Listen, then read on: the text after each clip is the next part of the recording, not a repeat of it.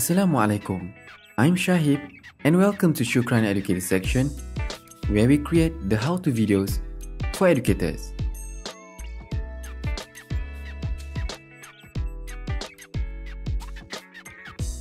To create a document from a template, start from Google Doc dashboard, click Create New and choose from Template.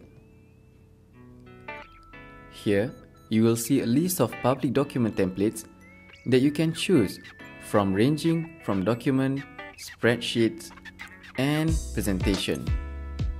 Also, you can browse through all categories from business, education, calendar, holiday, and so on and so forth.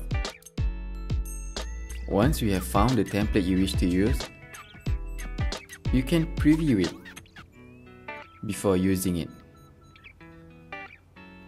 Or you can directly add to your Google dashboard by click Use this template.